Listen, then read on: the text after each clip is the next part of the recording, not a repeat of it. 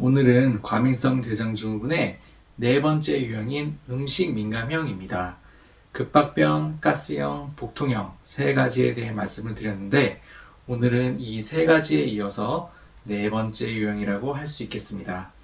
음식 민감형인 분들은 말 그대로 음식에 과민한 것입니다. 남들은 아무렇지 않게 먹는 매운 음식, 기름진 음식, 짠 음식, 이거는 사람마다 다른데 아무튼 그런 음식들을 먹으면 금방 탈이 난다는 것이죠. 우선 생각해 봐야 되는 것이 어떤 특정 음식에 의해 탈이 나는 경우입니다. 우유를 먹으면 항상 설사한다. 이러면 우유를 분해하는 소화액이 잘 안 나오는 것일 수 있습니다. 유당불내증이라고 하죠. 동양인에 많다고 합니다.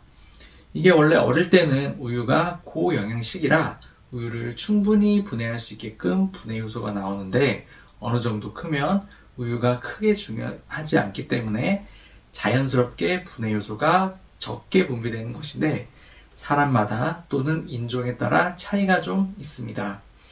그래서 유당불내증이 있는 경우도 어렸을 때는 우유를 잘 마셨다고 하는 분들이 대부분이죠. 또 기름진 음식에 자극을 받는 경우에는 담즙이 원활하게 분비되지 않는 것일 수 있습니다. 또 특정 음식을 먹으면 두드러기가 올라온다든지 몸에 열이 나면서 알러지 반응을 보이는 경우도 있죠. 요새 음식 알러지 검사라고 해서 저희 환자분들도 많이 해보시는 것 같습니다. 이렇게 어떤 범위가 좁은 카테고리 안에서 음식을 먹었을 때 이상이 생기는 경우는 그 음식을 소화시키는 소화효소가 부족해서라든지 또는 알러지 문제일 수 있습니다. 이런 경우는 이것을 치료하려 하기보다는 일단 그 특정 음식을 피하는 것이 좋습니다.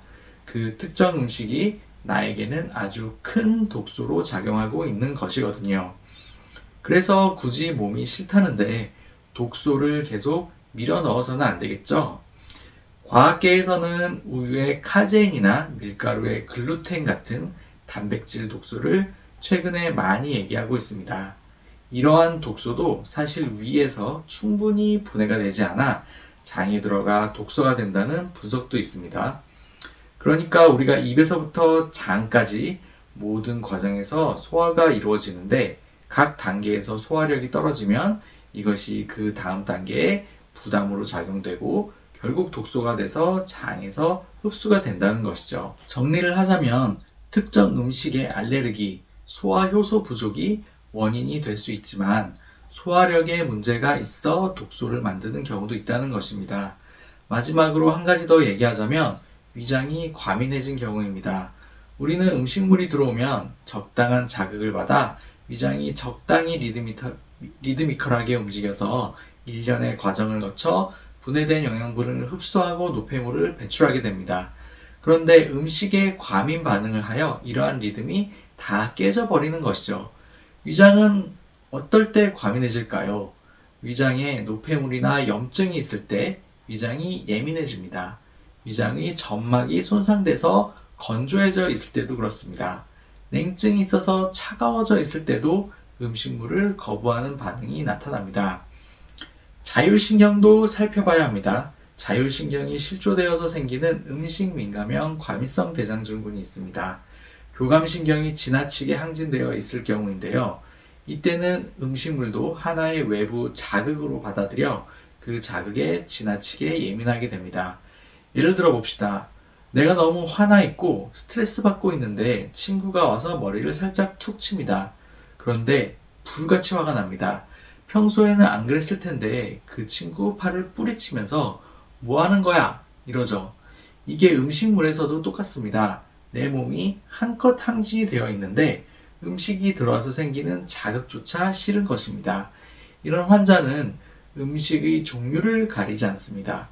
어떤 음식을 먹어도 탈이 납니다. 심지어 물만 마셔도 배가 아프고 설사하는 분도 있습니다. 이런 분들은 약도 쉽지 않겠죠.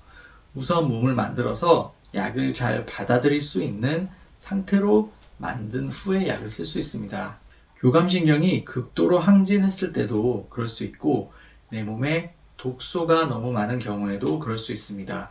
독소를 상대하느라 내 면역계를 풀로 돌리고 있는데 거기에 조그만한 독소가 조금만 들어가도 우리 몸은 난리가 나는 것입니다. 이것도 비유를 해볼게요. 둘이 시비가 붙어 치고받고 싸우고 있습니다. 그런데 옆에 지나가는 친구가 장난으로 싸우는 친구 팔을 살짝 건드려 봅니다. 그 친구는 화가 나서 주먹이 날아갈 겁니다. 이게 바로 자가 면역 질환이 생기는 원리이기도 합니다. 내 면역계가 나쁜 독소가 들어오면 소총으로 몇 방만 쏴 죽이면 되는데 갑자기 내 몸에서 대포를 끌고 와서 여기저기 쏘아대니까 내 몸이 대포에 맞아 병드는 것입니다. 그래서 음식 민감형이 극도로 심한 분들은 자율신경 실조나 자가면역 질환 전 단계인 경우가 많습니다. 얼른 내 몸을 정상화하는 것이 필요합니다. 아니면 듣도 보도 못한 질환에 걸릴 수 있는 것입니다. 오늘은 과민성 대장증후군의 네 번째 유형인 음식 민감형에 대해서 알아봤습니다. 생활관리를 열심히 해주고 원인을 잘 따져 치료한다면 대부분의 질환이 그렇듯이 충분히 좋아질 수 있습니다.